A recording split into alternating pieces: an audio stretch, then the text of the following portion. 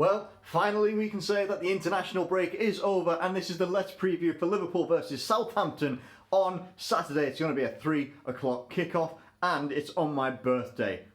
Outstanding stuff. Can it be a very good birthday? Hopefully, I think it will be anyway, but regardless, if the result comes in, it'll be an even better one. So, first thing that we're going to look at, obviously, is the history, a recent history of Liverpool versus Southampton. Now, Liverpool versus Southampton, the last 3 games that we've played, I think we've lost 2 of them and we've drawn 1 of them.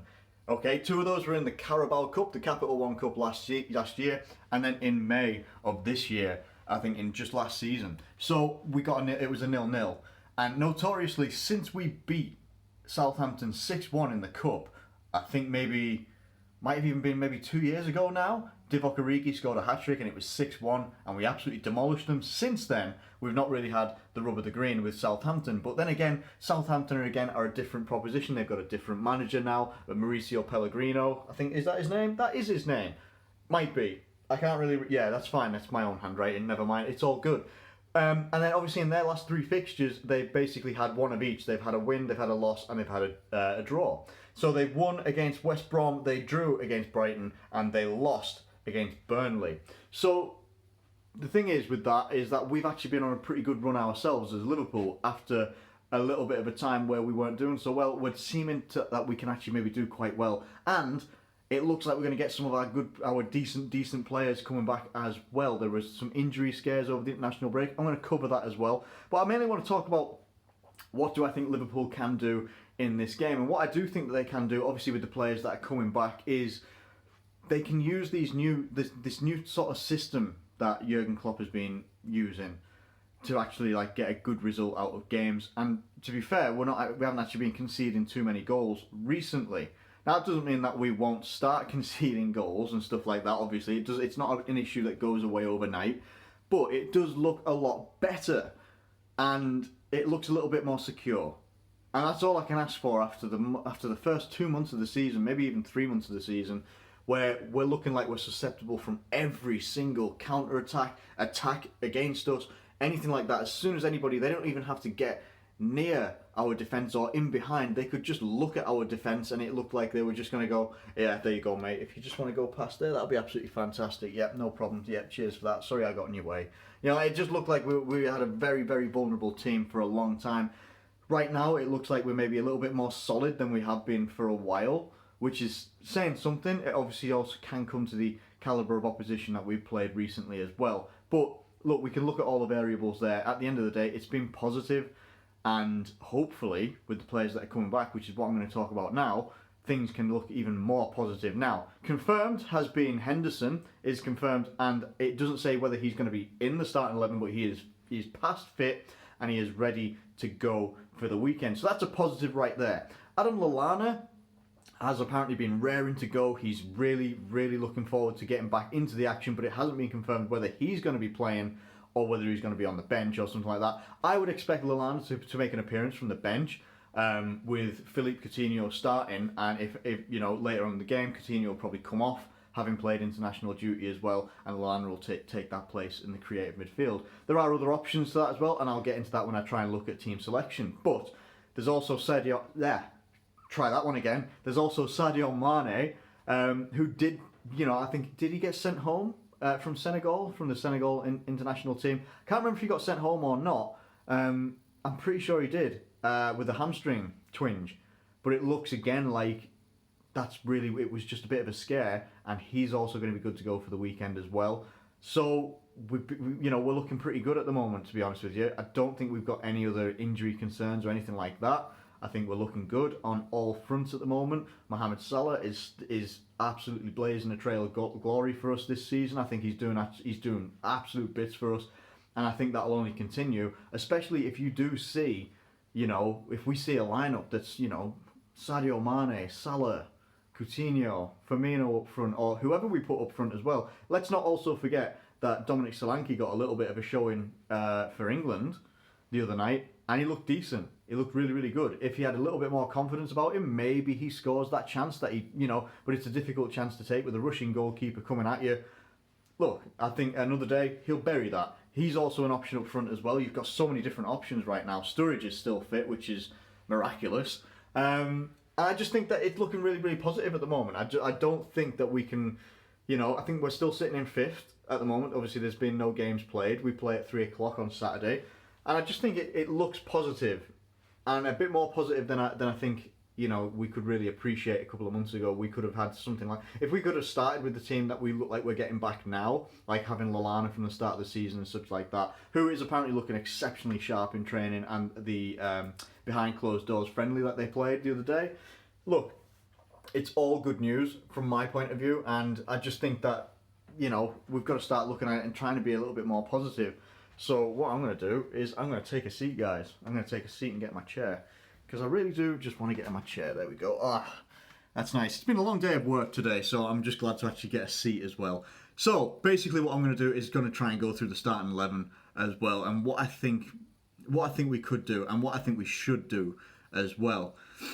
Obviously, I do think it's a Premier League game, so Mignolet will most likely be in goal. I don't know how he played for Belgium. I heard that he started the other night, but I didn't actually see the result or anything like that, so I don't know how he performed, but regardless of that, I do imagine that he'll be starting in the starting 11 of this one. Now, right back, contentious for me, now, because I did look on, I say contentious, I don't know if that's even the right word, but regardless, been seeing a lot of people, I think especially, not especially, but I recently, pretty much before I started this video, looked at the Red Men TV do their thing where they get like a whiteboard of their preferred starting 11, 4 people starting 11s and stuff like that.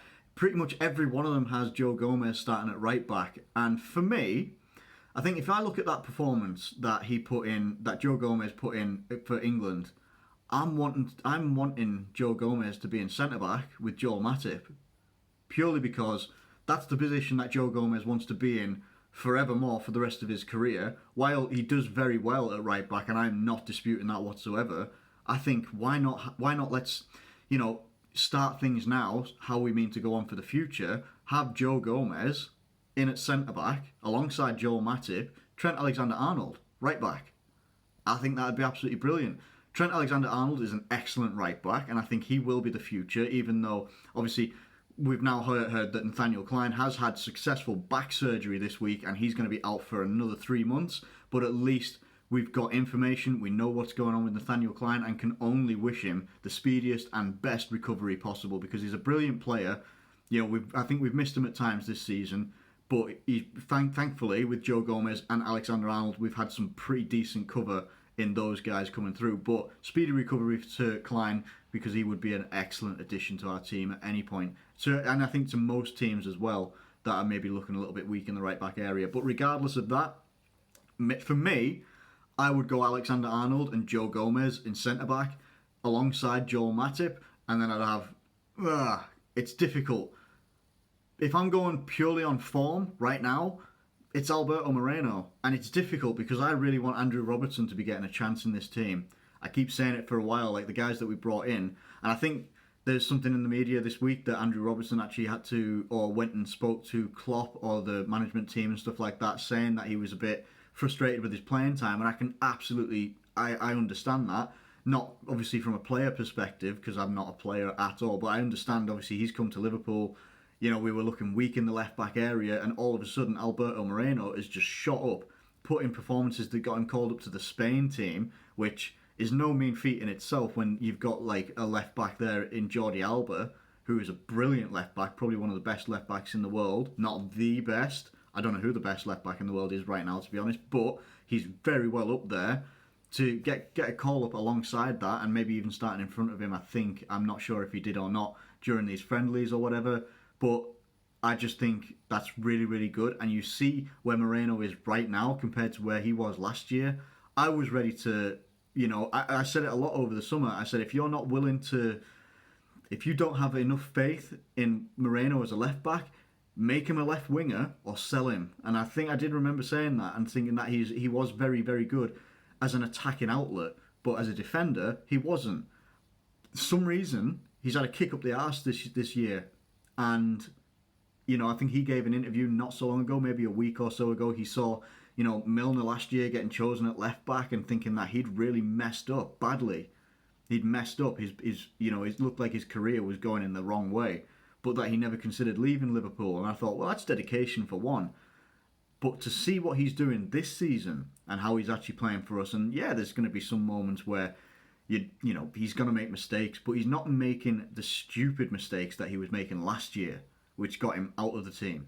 So I mean, he's not a defensive liability anymore. And while I do want to see Robertson getting so much more of a shot, because I think he is a great attacking outlet, but in a different way. So like he is very, very good with low driven crosses, crosses in general, setting up play for the forward guys as well. I think he's very, very good in doing that as well. But at the moment on form, it has to go to Moreno, in my opinion. The only reason that it might not is if we've got other competitions coming up, other games thick and fast in the December period. They're going to have to rotate that left back position as well as many other positions in the team. So they're going to have to actually, you know, Robertson will be getting more of a chance, in my opinion, unless they're going to burn one of them out. And I don't think he's going to do that. We've got the cover at left back and right back as well. Look, I just think that for this game, I do believe it'll be Moreno at left back. So, to recap, I've spoke a lot, and I realised that without taking a gap, but hey, that's just how it is at the moment. So, we've got Mignolet in goal so far, Alexander-Arnold at right back, Joe Gomez and Matip as our centre-backs, and at left back we've got Moreno. Now, we've got to move into that midfield, and for me, I am not entirely sure which way we go with this, because there's a couple of different options now, and it's a headache for Jurgen Klopp. Thankfully, it's not a headache for me, because I can just theorise of what we're going to do. And I'm not entirely sure what we could do, because the options we've got now, if obviously Lallana is going to be past fit, and is he going to be ready to be in the starting 11? In my opinion, I don't think he will be. I think he'll be one to feature from the bench. So I think even then, you've got an option there is going to come off from the bench. Wijnaldum, I think, is fit. Emre Can, Henderson, Milner. Who else am I missing? Coutinho. There's other players as well. Obviously, you've still got Marco Grujic, who I don't think is going to get a look in, to be honest, unless, you know, some freak miracle he is going to be in that team. You've got a lot of options, different combinations, depending on what system that you go with as well. Lots of things could change this around. But for me, I'm doing it from, if we're going to play a 4-3-3 perspective, obviously there's ways that you can change that. If you wanted to have a CDM, two wide mids and an attacking mid, and maybe two people up top, yeah, that'd be a completely different system as well. I'm going to go for it as if it's going to be our standard 4-3-3. I'm just going to move on with that anyway. So for me, in terms of how they played recently, I do believe that you'll probably see Henderson, Emre Can and Wijnaldum. Now, that might differ, and it depends as well how Coutinho has obviously done off international duty. The way that would change for me is I would probably how do you change this around? Because I still believe that Henderson and Emre Can are pretty similar players, and I just think that Emre Can's a bit of a better player. It just so happens that Henderson's our club captain. So I think if anything, you'd maybe see Henderson, Wijnaldum, Coutinho. I'm just going to move that glass there. You might see that, or you might see Emre Can, Henderson and Coutinho, Wijnaldum on the bench, maybe. Different systems could offer different things. You could have four midfielders. It depends. I don't know. I don't think so though, because then you've got to look at, we're going to be trying to fit in Mané and Mohamed Salah and Firmino as well, and I think that's pretty much the way that we'll start up front. So the midfield for me, if they're all fit and they're ready to go, you've got to go with Henderson, Wijnaldum, and Coutinho. Now, I know a lot of people are going to obviously prefer Emre Can at the moment, and I've got absolutely no beef with Emre Can whatsoever. I just think that's what you'd get. I think you'd get a workhorse performance from Henderson, and I just think that Wijnaldum offers you a little bit something different that Henderson, you know, as I said before, Emre Can for me and Henderson are pretty similar players. It's just, I think Emre Can is a better player. It's just that you're not going to see him knock out Henderson out of the team, in my opinion. But I do think that that's going to be a pretty good lineup to start with. You're then going to be left with a very strong bench, in my opinion. To have Emre Can on the bench, Sturridge on the bench. Who else have we got? We got Solanke as well. So many players that would still actually be Lallana on the bench as well. Strong bench, so that if things aren't going our way, or if we're maybe drawing the game, or just maybe a goal in front, and maybe want to inject a little bit of creativity, a bit more of a threat, they've got that on the bench, and they could do that absolutely. Now, there's also, there's no reason why Sturridge couldn't be starting either, because he looks like he's playing a little bit better, but I just think that Firmino is going to edge it over him, in my opinion, for this game, and that Sturridge will probably feature from the bench later on. So that's my starting 11. Now, in terms of prediction, difficult, because it's difficult to know what Liverpool's going to be like after the international break. Now, the players themselves have been playing pretty well during the international break, and obviously before the international break. It's whether can we bridge that gap from the last Premier League game to this one 2 weeks later. Can we bridge that gap and actually make it a very good match for us? It's going to be at Anfield. Hopefully we can get that nice home advantage, having the fans behind us. I just think that I think that we should be looking for a good result here, and to hopefully maybe just shake off that thing like we've had sometimes in the past with West Ham, that Southampton have been a bit of a bogey team for us. Because let's be honest, I don't think, from what I've seen and what I remember, and I'm trying to remember right now as well, but from what I remember, Southampton are not, they don't concede many goals. They don't concede many goals. They are defensively tight and solid. They're difficult to break down.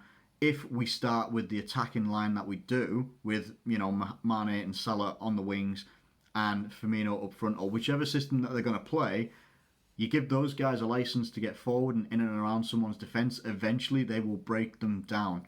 If we don't start with them, alright, fine, that's not a problem. Then you've still got, if Mané is not fit to start, for instance, something like that, he's going to be fit from the bench. It makes that bench even stronger. The starting 11 doesn't really change a great deal, in my opinion. You'd still put maybe Coutinho out on the left-hand side, Wijnaldum and Emre Can in the midfield. Obviously, you've got Milner in there as well, if you'd want him as well to start in the starting 11.